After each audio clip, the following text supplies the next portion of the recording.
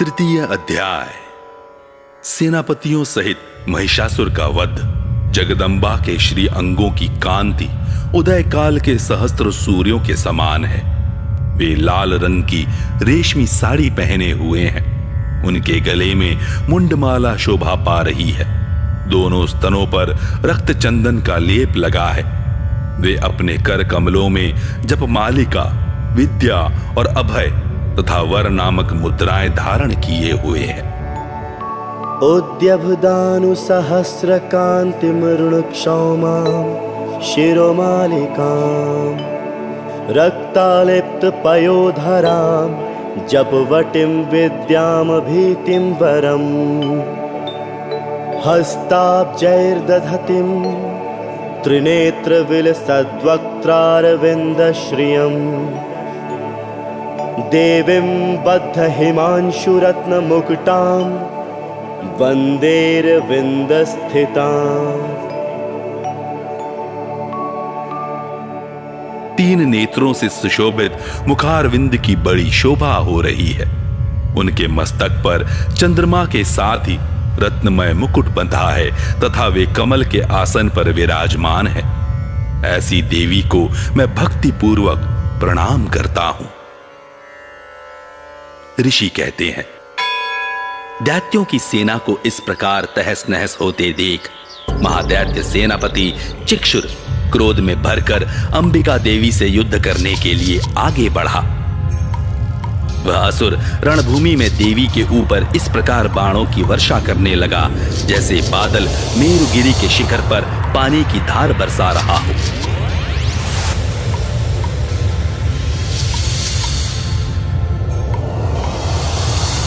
तब देवी ने अपने बाणों से उसके बाण समूह को अनायास ही काटकर उसके घोड़ों और सारथी को भी मार डाला।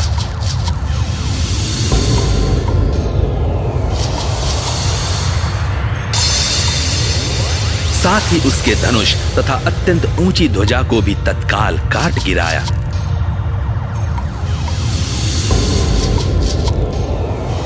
धनुष कट जाने पर उसके अंगों को अपने बाणों से बींध डाला।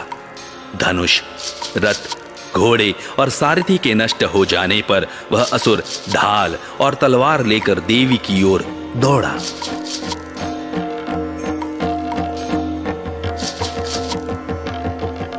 उसने तीखी धार वाली तलवार से सिंह के मस्तक पर चोट करके देवी की भी बाईं भुजा में बड़े वेग से प्रहार किया।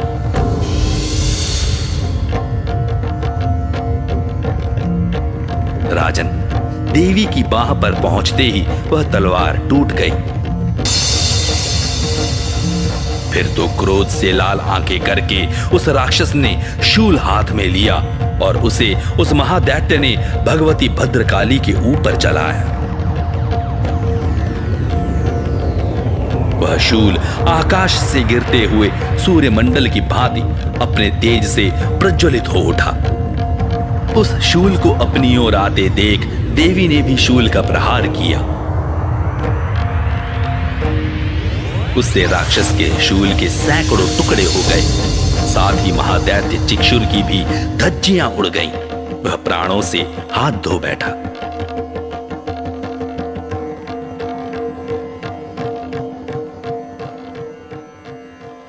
महिषासुर के सेनापति उस महापराक्रमी चिक्षुर के मारे जाने पर देवताओं को पीड़ा देने वाला चामर हाथी पर चढ़कर आया।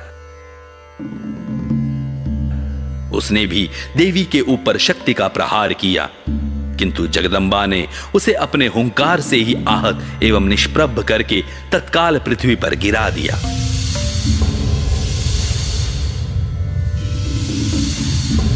शक्ति टूटकर गिरी हुई देख चामर को बड़ा क्रोध हुआ। अब उसने शूल चलाया, किंतु देवी ने उसे भी अपने बाणों द्वारा काट डाला। इतने में ही देवी का सिंह उछलकर हाथी के मस्तक पर चढ़ बैठा और उस दैत्य के साथ खूब जोर लगाकर बाह युद्ध करने लगा। वे दोनों लड़ते लड़ते हाथी से पृथ्वी पर आ गए और अत्यंत क्रोध में भरकर एक दूसरे पर बड़े भयंकर प्रहार करते हुए लड़ने लगे। तदनंतर सिंह बड़े वेग से आकाश की ओर उछला और उधर से गिरते समय उसने पंजों की मार से चामर का सिर धड़ से अलग कर दिया।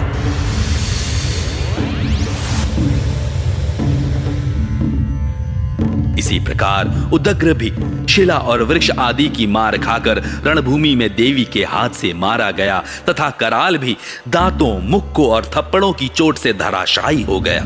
क्रोध में भरी हुई देवी ने गदा की चोट से उद्धत का कचूमर निकाल दिया। बिंदीपाल से वाष्कल को तथा बाणों से ताम्र और अंधक को मौत के घाट उतार दिया। 3 नेत्रों वाली परमेश्वरी ने त्रिशूल से उग्रास्य, उग्रवीर्य तथा महाहनु नामक दैत्यों को मार डाला। तलवार की चोट से विडाल के मस्तक को धड़ से काट गिराया। दूरधर और दुर्मुख इन दोनों को भी अपने बाणों से यमलोक भेज दिया। इस प्रकार अपनी सेना का संहार होता देख महिषासुर ने भैंसे का रूप धारण करके देवी के गणों को त्रास देना आरंभ किया। किन्हीं को थूथन से मारकर, किन्हीं के ऊपर खुरों का प्रहार करके, किन्हीं को पूंछ से चोट पहुंचाकर, कुछ को सींगों से विदीर्ण करके, कुछ गणों को वेग से, किन्हीं को सिंहनाद से, कुछ को चक्कर देकर और कितनों को निश्वास वायु के झोंके से धराशायी कर दिया। इस प्रकार गणों की सेना को गिराकर वह असुर महादेवी के सिंह को मारने के लिए झपटा। इससे जगदम्बा को बड़ा क्रोध हुआ। उधर महापराक्रमी महिषासुर भी क्रोध में भरकर धरती को खुरों से खोदने लगा तथा अपने सींगों से ऊंचे ऊंचे पर्वतों को उठाकर फेंकने और गरजने लगा। उसके वेग से चक्कर देने के कारण पृथ्वी क्षुब्ध होकर फटने लगी। उसकी पूंछ से टकराकर समुद्र सब ओर से धरती को डुबोने लगा।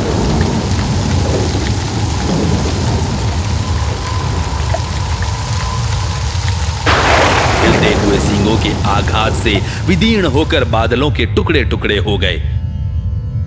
उसके श्वास की प्रचंड वायु के वेग से उड़े हुए सैकड़ों पर्वत आकाश से गिरने लगे।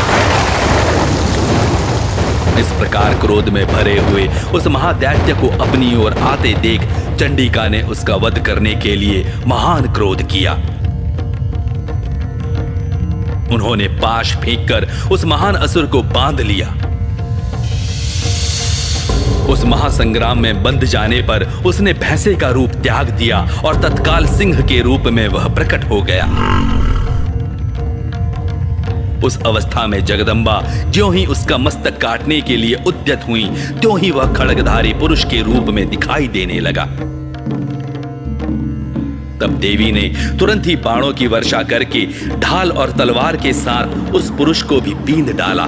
इतने में ही वह महान गजराज के रूप में परिणत हो गया तथा अपनी सूंड से देवी के विशाल सिंह को खींचने और गरजने लगा।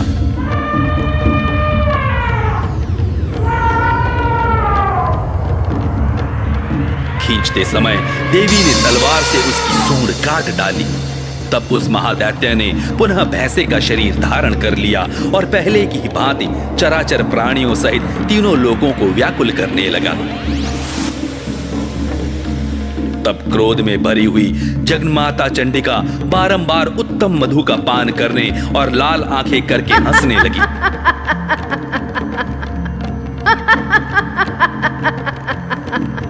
उधर वह बल और पराक्रम के मद से उन्मत्त हुआ राक्षस गरजने लगा और अपने सींगों से चंडी के ऊपर पर्वतों को फेंकने लगा। उस समय देवी अपने बाणों के समूहों से उसके फेंके हुए पर्वतों को चूर्ण करती हुई बोली।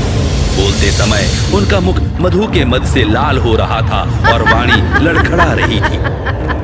देवी ने कहा, ओ मूढ़, मैं जब तक मधु पीती हूँ तब तक तू क्षण भर के लिए खूब गर्ज ले।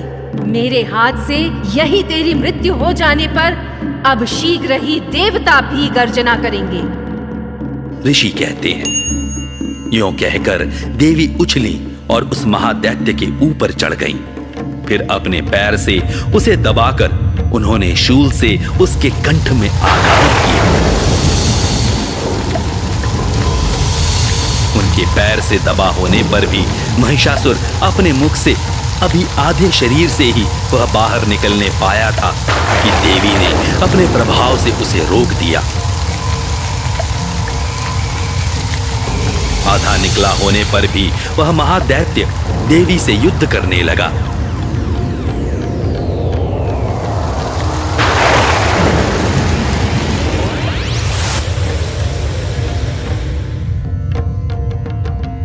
तब देवी ने बहुत बड़ी तलवार से उसका मस्तक काट गिराया।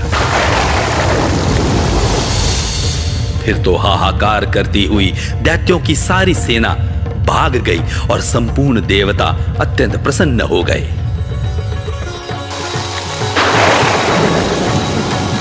देवताओं ने दिव्य महर्षियों के साथ दुर्गा देवी का स्तवन किया। देवी तुम्हारी जय हो।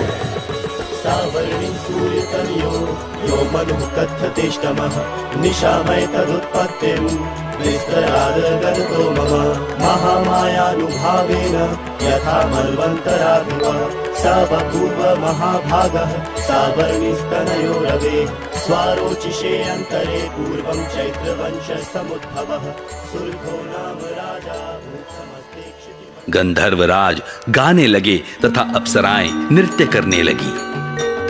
जयन्ती मंगलाकाली भद्रकाली कपालिनी दुर्गा क्षमा शिवा धात्री स्वाहा सदा नमोस्तुते स्वाहा सदा नमोस्तुते।